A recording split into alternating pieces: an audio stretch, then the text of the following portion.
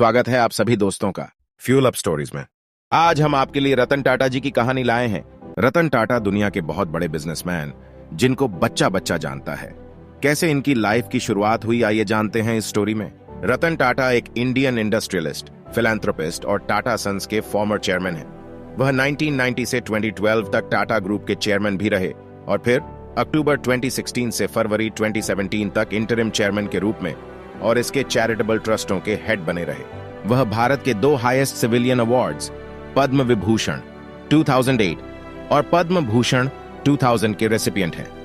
वह अपनी business ethics और फिलैंथ्रोपी के लिए जाने जाते हैं। अब इनके बचपन की बात करते हैं। इनका जन्म 28 दिसंबर 1937 को भारत के सूरत शहर में हुआ था। इनके पिताजी का नाम श्री नेवल टाटा है और इनकी मां का नाम श्रीमती सोनू टाटा है।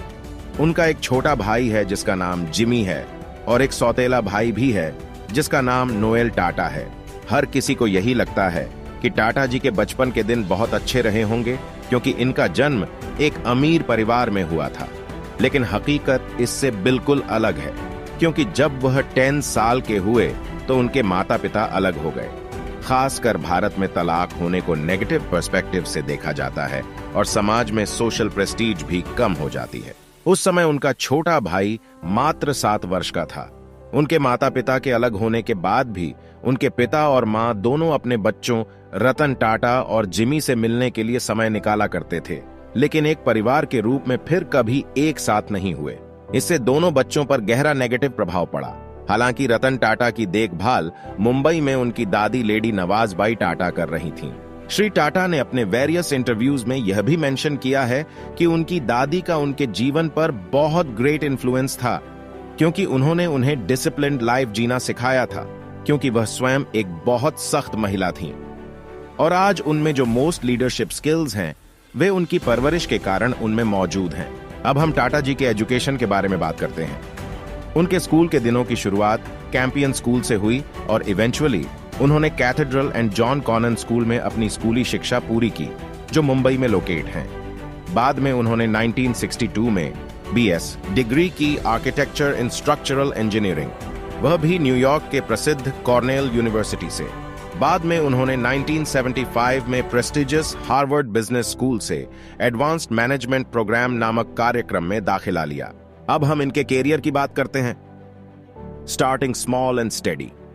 भले ही रतन टाटा का जन्म भारत के एक बहुत ही पॉश परिवार में हुआ था, लेकिन उन्होंने कभी भी पैसे और ताकत को हल्के में नहीं लिया।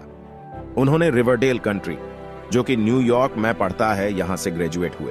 टाटा जी ने टाटा ग्रुप में अपना करियर टाटा स्टील के शॉप फ्लोर पर काम करते हुए चूना पत्थर खोदने और ब्लास्ट फर्नेस को संभालने से शुरू किया। लगभग 10 वर्षों तक काम करने के बाद उन्हें national radio and electronics company limited (NALCO) की फाइनेंशियल कंडीशन में मदद करने के लिए इसके डायरेक्टर इंचार्ज के रूप में अपॉइंट किया गया। उन्होंने एक बेहतर कंज्यूमर इलेक्ट्रॉनिक्स डिवीजन बनाने की दिशा में काम किया, लेकिन इकोनॉमिक डाउनटर्न और यूनियन हड़तालों ने उन्हें सफलता हासिल करने से रोक दिया।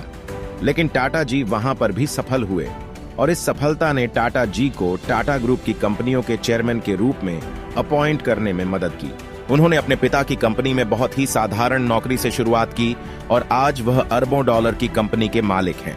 टाटा ग्रुप के चेयरमैन के रूप में वह अपनी कंपनी के लिए इंटरनेशनल रिकॉग्निशन और प्रेस्टीज हासिल करने में सक्षम थे और कंपनी को $1.5 बिलियन मार्केट कैप से $100 बिलियन मार्केट कैप तक पहुंचाया।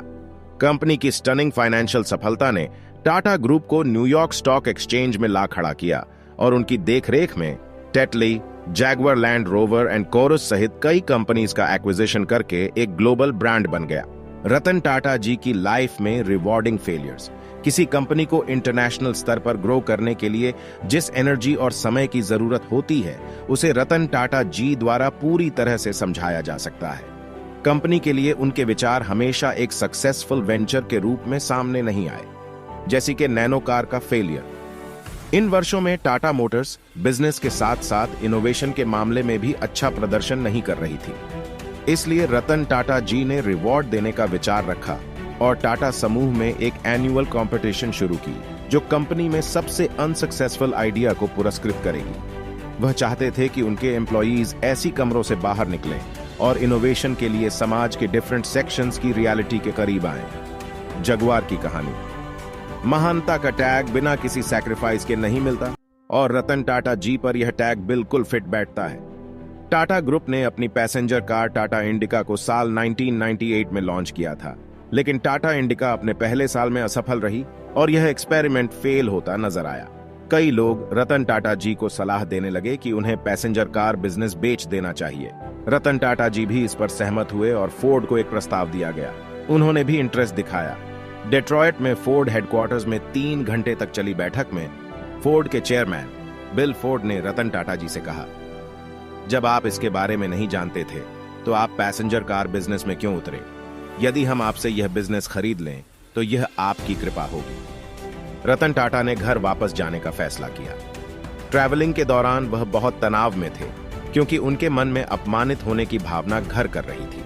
पहले की असफलताओं के बाद टाटा मोटर्स ने पैसेंजर के कारोबार में अच्छा प्रदर्शन किया, लेकिन उसी पीरियड में फोर्ड का प्रदर्शन बहुत खराब रहा। 2008 में जब फोर्ड बैंकरप्ट होने की राह पर थी, टाटा समूह ने फोर्ड को अपने luxury car brand Jaguar land rover को खरीदने की पेशकश की।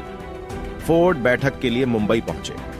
मीटिंग में बिल फोर्ड ने रतन टाटा से कहा, आप जगुआर लैंड रोवर खरीदकर हम पर बहुत बड़ा उपकार कर रहे हैं।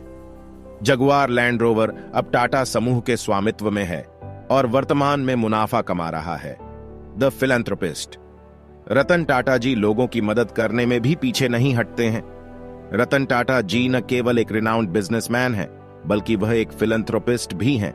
उनका 65% से अधिक हिस्सा चैरिटेबल ट्रस्टों में निवेश किया गया है। उनके जीवन का एक प्राइमरी लक्ष्य ह्यूमन डेवलपमेंट के साथ साथ भारतीयों के जीवन की क्वालिटी को ऊपर उठाना रहा है। यंग एंटरप्रेन्योर्स को एड्रेस करते हुए एक इवेंट में टाटा जी ने कहा कि it does not matter what one does until it's what they believe is right for them, और सलाह दी, It did not matter how other people quantify the situation one is in.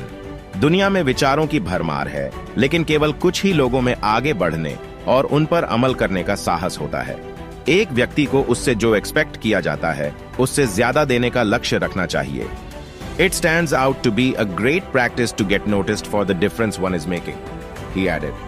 दोस्तों, यह थी रतन टाटा जी की कहानी। हमेशा याद रखना कि लोहे को कोई नष्ट नहीं कर सकता, लेकिन उसका अपना जंग नष्ट कर सकता है। इसी तरह किसी व्यक्ति को कोई भी नष्ट नहीं कर सकता, बल्कि उसकी अपनी मानसिकता, उसका अपना माइंडेस्ट उसे नष्ट कर सकती है। दोस्तों, इस वीडियो को लाइक, कमेंट, शेयर जरूरी करना और चैनल को भी सब्सक्राइब करना। शुक्रिया।